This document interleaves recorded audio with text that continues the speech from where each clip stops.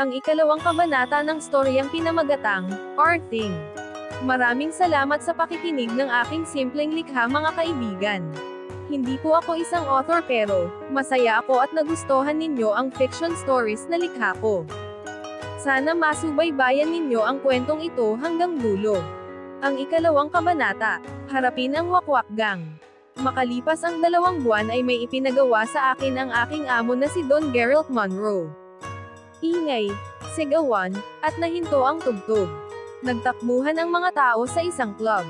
Binasag ko ang buntot ng isang empty bottle upang gamitin pang depensa laban sa mga tambay at lasing na mga lalaki. 6 silang lahat kung bibilanggan. Napalaban ako dahil sa pambabastos nila sa isang babae.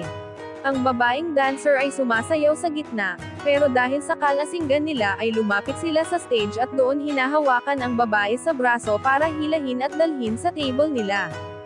Walang sumita sa mga ito, na kahit ang manager ng club ay walang nagawa. Pero bago pa man nangyari ang karahasan sa club na ito, ay may narinig akong bulungan sa katabing table.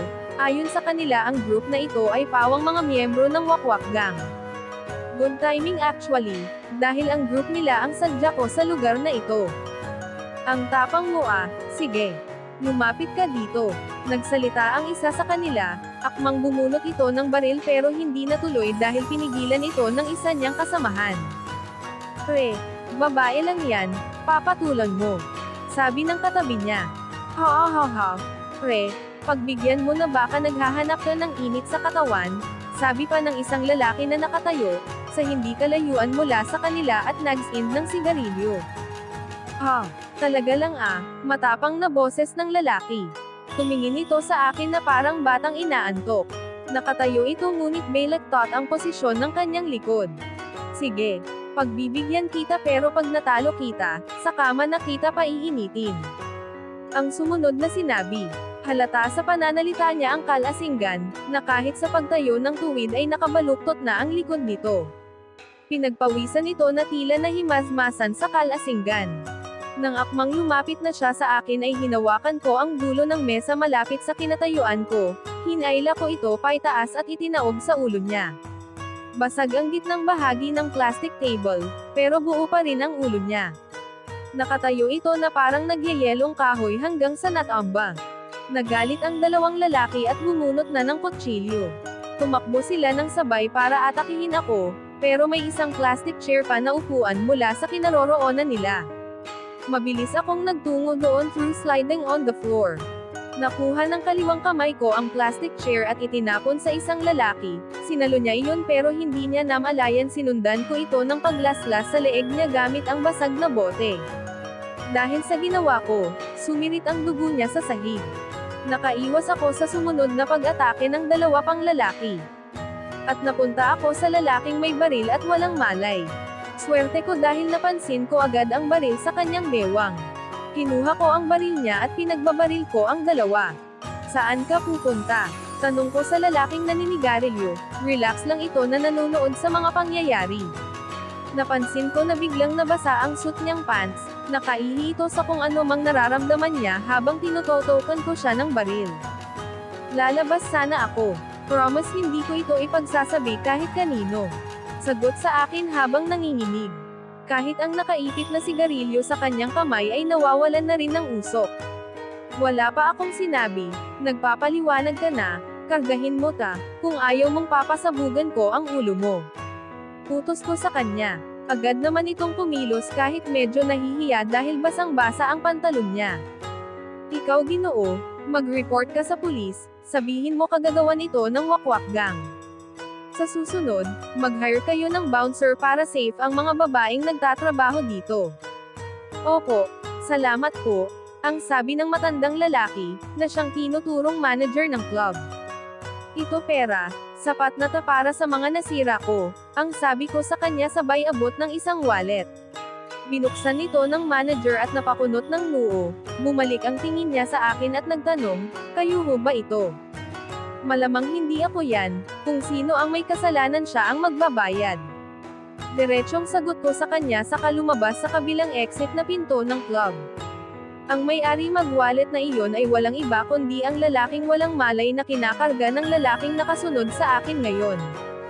Bumalik ako sa yacht kung saan ko ito iniwan. Kasama ko ang dalawang lalaki na parehong nahimasmasan mula sa kalasingan. Itinali ko sila sa gilid, habang tahimik lang silang nagtitinginan sa isa't isa. Nakaramdam ako ng pagod, ngunit hindi ako pwedeng magpahinga. Kailangan kong malaman kung saan naglulunga ang leader ng Wakwak Gang. Umakyat ako sa taas at pinaandar ko ang yacht. Nang makarating na ito sa gitna ng dagat, nagustuhan ko ang paligid. Tahimik ang tubig na tila nagpapahinga sa ilalim ng maliwanag na buwan. Hoy kayo, bantayan nyo ang yacht na ito. Oras na gumalaw kayo dyan ay madidetect ng system sa taas na tatakas kayo, pang nangyari iyon sasabog ang yacht na ito at sabay kayong mamamatay. Ang sabi ko sa dalawa, na nanlaki ang mga mata pagkatapos kong takutin. Hinubad ko ang aking mga kasuotan, boots, cellphone at relo. Naka-bikini outfit ako ngayon sa kanilang harapan. Kinuha ko ang mga gamit na pwedeng gamitin sa ilalim ng tubig para makahinga. Itinali tayo dito para makaligo siya. Sabi ng isang lalaki na nakaihi sa pantalon kanina. Tumahimik ka nga dyan, ang panghi mo. Ang naiinis na boses ng isa na walang malay kanina, dahil sa malakas na paghampas ng plastic na mesa sa kanyang ulo. Narinig ko sila pero hindi ko lang pinansin. Lumukso ako sa malalim at malamig na tubig ng dagat na suot ang oxygen at doon ko unang naramdaman ang pagiging malaya. Lumangoy ako at nagpaikot-ikot na ini-enjoy ang tubig. Ang malayang lumangoy kasama ang mga isda ay nakakatuwa. Later on nakaramdam ako ng pagkagutom kaya, sinubukan kong manghuli ng isda sa pamamagitan ng pana. Bitbit ko ang halos 2 kilo na klase na isda na umahan paitaas. Ninangat-ngat ko ang mainit na inihaw na isda, masarap kainin ang bagong huli na manamis-namis ang lasa. Napalingon ako sa aking likuran, yumuko ang 2 lalaki na nakagapos na tila ayaw magpahuli na kanina pa sila nakatingin habang nag-iiho ako ng isda. Kumuha ako ng 2 canned beer. Uminom ako sabay subo ng laman. Nang mabusog na ako ay saka ako lumapit sa 2 lalaki. Papakawalan ko kayo sa isang kondisyon, sabihin nyo sa akin kung saan nagtatago ang leader ninyo, seryoso kong pagkasabi. At sa tingin mo sasabihin namin. Kahit na ihulog mo pa kami sa dagat hindi namin sasabihin. Matapang na sagot ng isang lalaki na nabasagan ng plastic na mesa sa ulo. Ano bang pakay mo dito? Malawak ang lugar at halos ng mga tambay dito ay miyembro ng Wakwak Gang. Baka ikamatay mo pa, bago mo makikita ng personal si boss. Ang sagot naman ng isa na nakaihi sa pantalon ka kanina. Naisip ko na mukhang sa kanya ako makakuha ng tamang impormasyon. Ayos lang, nakahanda akong mamatay. Yun ay kung oras ko na. Nagtinginan ang dalawa. Maya-maya pa ay nagsalita na ang isa sa kanila, sasabihin na namin. Sa wakas ay nakasundo ko ang 2 lalaki. Binigay nila ang oras ng paglabas at pagpasok ng leader ng Wakwak Gang sa langgan na pinagtaguan nito. Ito na ang pagkakataon ko para sa susunod na hakbang. Kapalit dito ay ang kanilang kalayaan. Akala ko ba malaya na kami, bakit kailangan pa naming dumaan sa tubig? Ang reklamo ng isang lalaki, hindi pa man siya nabasa ng tubig ay halatang giniginaw na ito. Marunong kayong lumangoy diba? Pwes, abutin ninyo ang pangpang kung gusto nyo pang mabuhay, sagot ko at agad kong pinaandar ang makina ng yacht. Sa agarang pagtakbo ng yacht ay narinig ko ang sigaw ng 2 lalaki na sabay nahulog sa tubig. Sa di kalayuan nakita ko sila na nilalangoy ang dagat papunta sa pangpang. Sa dami ng naperwisyo nila, sana ay makarating pa sila sa pangpang. Kinabukasan, takbo dito, takbo doon, narito ako sa masukal na kagubatan. Hinahabol ako ng mabangis na lobo, ang leader ng Wakwak Gang. Nasa 40 plus na ang edad nito at mabilis din tumakbo. Ang tawag ko sa kanya ay Kwago, dahil sa gabi lang ito lumalabas sa lungga na pinagtataguan niya. Halos 1 linggo akong nagmamatsyag sa isla. Ngayon lang ako nakakuha ng pagkakataon na patayin siya, gamit ang sniper rifles. 1, 2. Within 3 seconds nataman ko siya sa braso niya, bumilis ang takbo ng sinasakyan nitong kotse. Pangalawang putok, Tumama ito sa driver diretso sa ulo. 1 seconds more. Nagpasuray-suray na ang takbo ng kotse sa kalsada. Para sa pangatlong putok, dumiretso ito sa katabi niyang batang lalaki, ang anak ni Quago. Nasaan ka? Kung talagang matapang ka, lumaban ka ng patas. Ang sigaw ni Quago. Halata sa boses nito ang galit sa nangyari, malamang ay patay na ang anak nito. Hindi nito alam na nasa likuran ko lang siya, na nagtatago sa isang malaking puno. Lumabas ako at itinutok ko ang hawak kong revolver gun sa ulo niya. Humahalaklak ito ng malakas at sinabing, "Isa kang babae." Ang tanong nito na nagulat nang makita ako. Ang lakas ng loob mong pasukin ang lungga ko. Pati anak ko dinamay mo. Sabihin mo, sino ang nagpadala sa iyo dito? Ang tanong nito. Hindi na importante kung sino man siya, pero tinatawag ko siyang Agila. Ngayon kilala mo na ba kung sino? Ang tanong ko sa kanya. Halatang nag-iisip pa ito.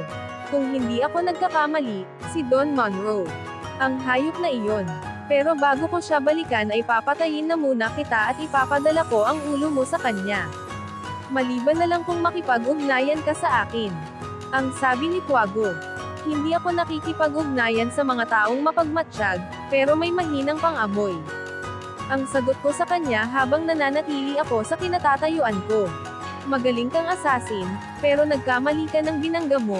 Ang sabi nito na nagsipaglakihan ang malaking mata sabay kalabit ng hawak niyang Cal .45 1911. Hindi na ako nagsalita pa, pero wrong timing siya, dahil mas nauna akong iputok ang baril ko.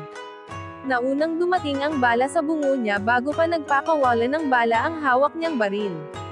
Kaya ang direksyon ng bala ay napunta sa taas at nataman ang sanga ng isang puno.